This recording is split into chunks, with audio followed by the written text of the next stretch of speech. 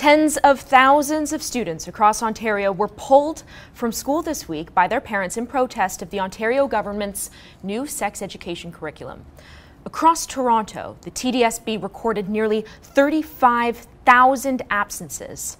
The school hit hardest was in Premier Wynne's own riding, Toronto's Thorncliffe Park public school, where roughly 90% of kids stayed home. Only 130 of over 1,300 kids at that school showed up. Parents have been protesting for months since the curriculum was introduced, but to no avail.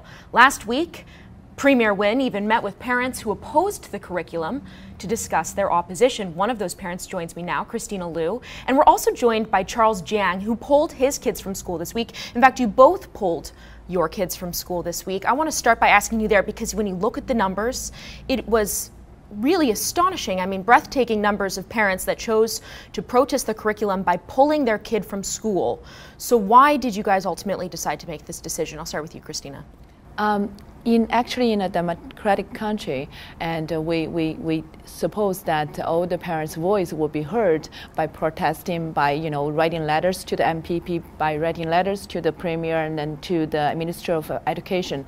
However, all this method does not open a meaningful dialogue. That's why the parents has no choice but choosing this way to let their voice being heard. This is very sad. Charles, do you think it's the most effective method to actually pull your kids from school? I think this is one of the ways we are trying to bring the awareness to the public who mostly are not aware of what is actually in the new curriculum. So we are showing this to basically to prove our support to other parents actually are planning to pull their kids the whole week. So in our community, we pulled one day because in our community, we believe education is actually important. So we did one day. Christina, what do you make of various media pundits and folks who oppose what you're doing? There are arguments that say you guys are either ignorant, you haven't read the curriculum, you have no proper arguments against the sex ed curriculum. How would you respond to those? Actually, at this moment, the general public doesn't have a very good knowledge as what we are opposing to. Many people think we are against the same-sex marriage, and many people think that we're against it just because of our value or religious belief. That's absolutely, that takes part in there because many people does oppose because of that. But however, there are many facts in the curriculum actually brings more concerns to the parents because it's not science-based. I just want to give you one example where the in the Central Disease Control, it says that abstinence and sexual intercourse with one mutually faithful uninfected partner are the totally effective way of preventing STI and HIV. From the government, in the beginning, what they said is the purpose of this education curriculum is to protect the children.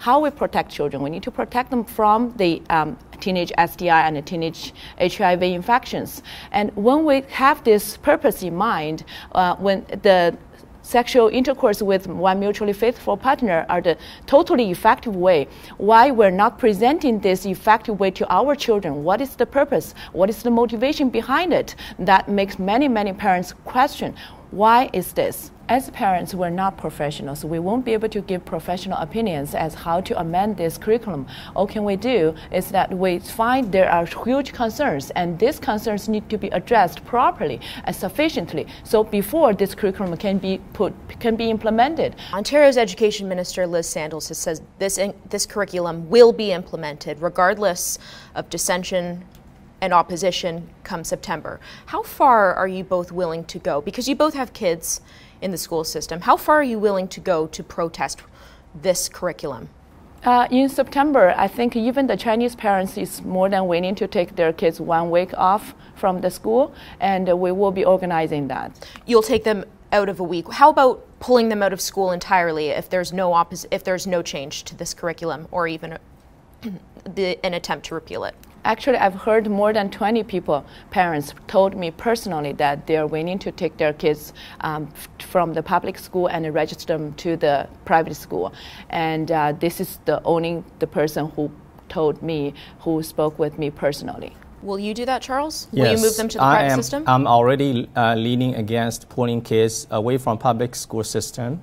Now, if more and more parents are thinking about doing this, I think the government needs to think about the funding. Where are they going to be opening the schools? Are they going to keep on expanding schools if no students are going to be attending those public schools? Christina, very quickly before we sort of wrap up this discussion, you met with Premier Wynne last week. What happened? When we first went inside, we said that this curriculum need to be withdrawn.